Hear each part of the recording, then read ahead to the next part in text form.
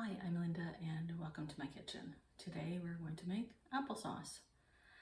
Applesauce is not difficult to make at all. I have been making and eating applesauce since I was a kid, and our house has always had fresh homemade applesauce in it because we loved it so much. The only ingredients in my applesauce are apples and water. I don't sweeten it at all, and I've never had complaints about it. I've found that Cortland or Macintosh apples are the best ones for applesauce, so I buy large quantities of those and use them for making my applesauce. I don't pre-wash the apples.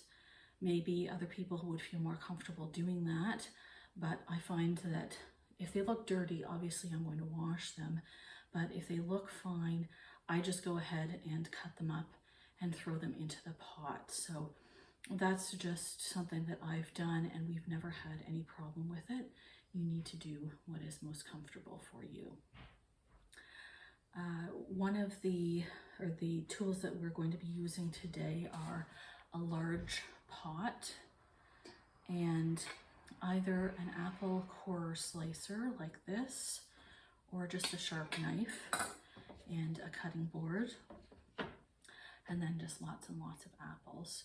And we will add some water to the pot. So let's get started and I'll walk you through the steps. Okay, so the first thing you need to do with your pot is you need to add some water to the bottom of it.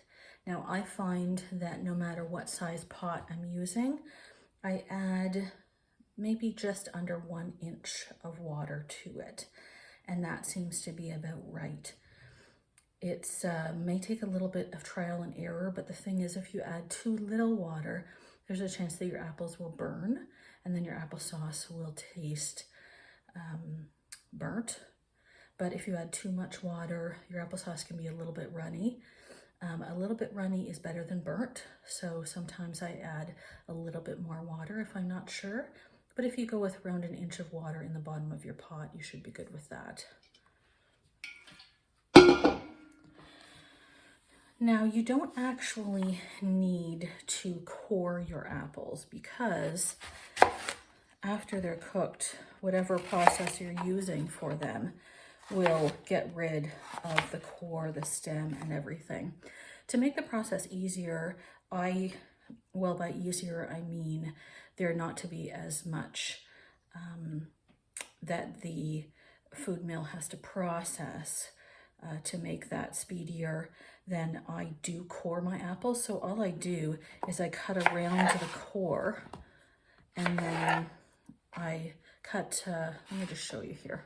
So I take an apple and I cut it either side of the core, and then along each side here. If I see a bad spot, I'll just cut that off, put that with my cores, take my core out, and I just throw this into the pot.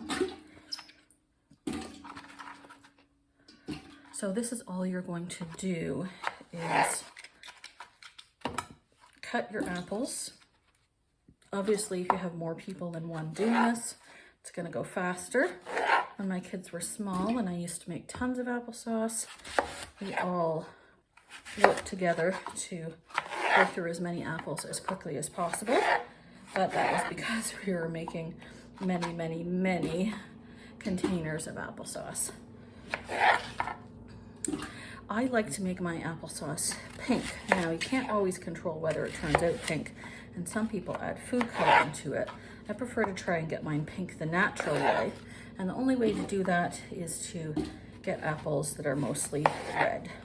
I don't always have control over the apples that are available to buy, but when I do have control over them, I buy apples that are red, Cortland's or Max, because they tend to make the applesauce more pink, and I think it's sweeter that way.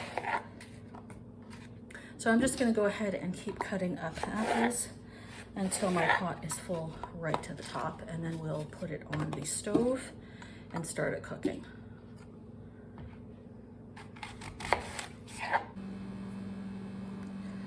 Sometimes you may come across an apple that has a bruise or a bad spot on it, and you're wondering whether or not you can use it. And so what I do is I just go ahead and cut up my apple like usual. And then for that part, I'm just going to cut around it and make sure that I'm gonna throw out this part that has the bad spot on it and make sure the parts around it are okay. A little bit of bruising is fine, and you don't need perfect apples for this. But I don't really want parts that look like they're rotten in my applesauce, so I'm definitely gonna cut those out. If your apple is in really bad shape, then you're gonna just go ahead and pitch that and move on to a better one. This one, for instance, it's got a lot of brown in it, so I'm just not going to use this one in my applesauce. There aren't too many apples like this. I have plenty of others, and I want to make sure my applesauce tastes delicious.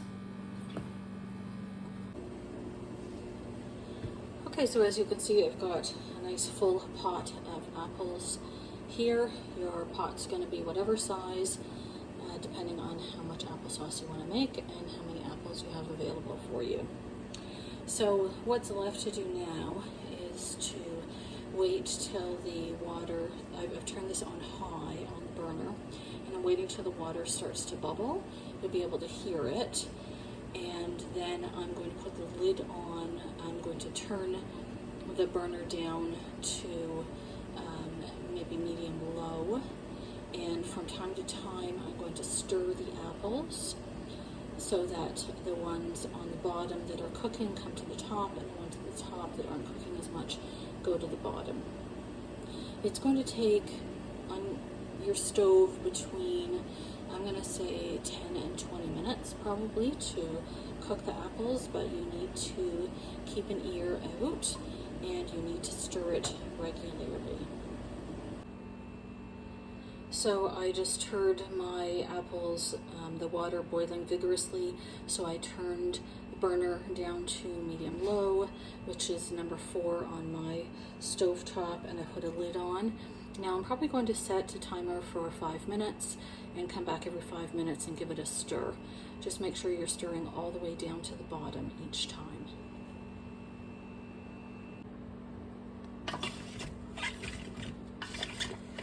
Been 5 minutes, and I'm going to give this a stir.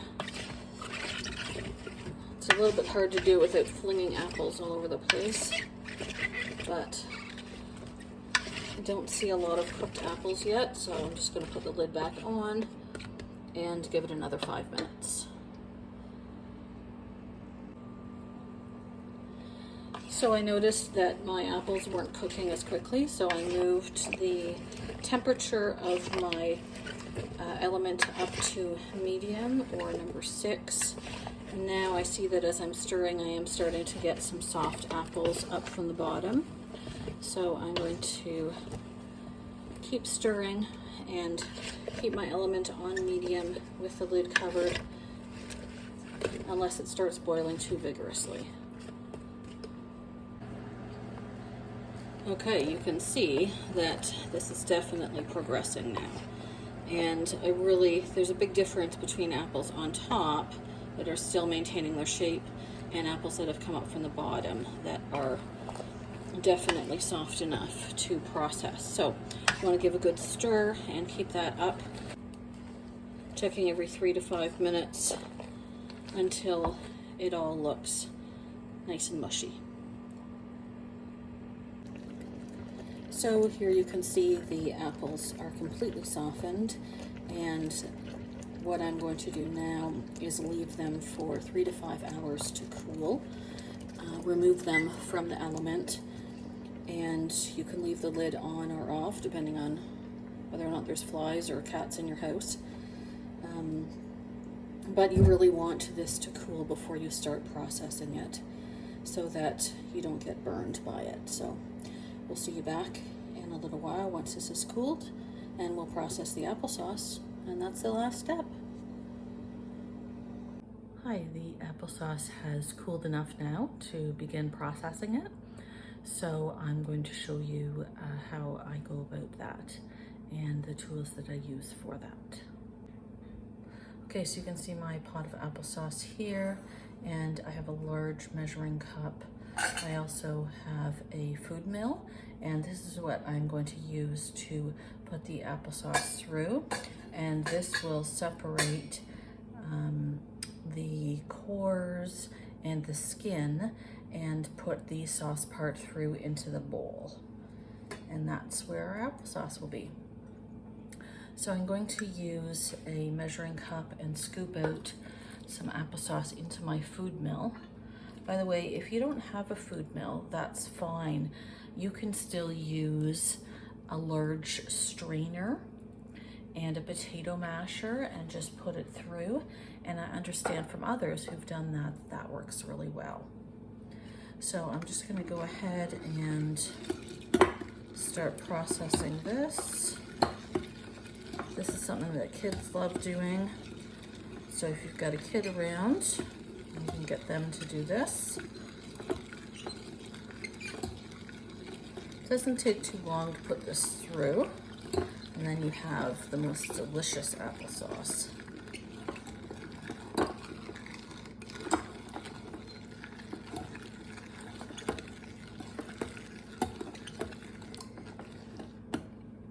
Okay, so I've got a little bit processed here. I'm going to show you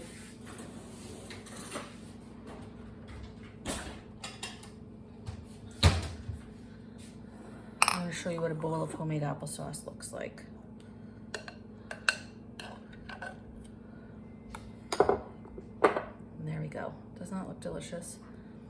This applesauce recipe is awesome. I highly recommend it. Extremely healthy, and you can freeze this in containers for as long as you like, although I bet it'll get eaten before it's frozen for too long. So thank you very much for watching, and have a great day.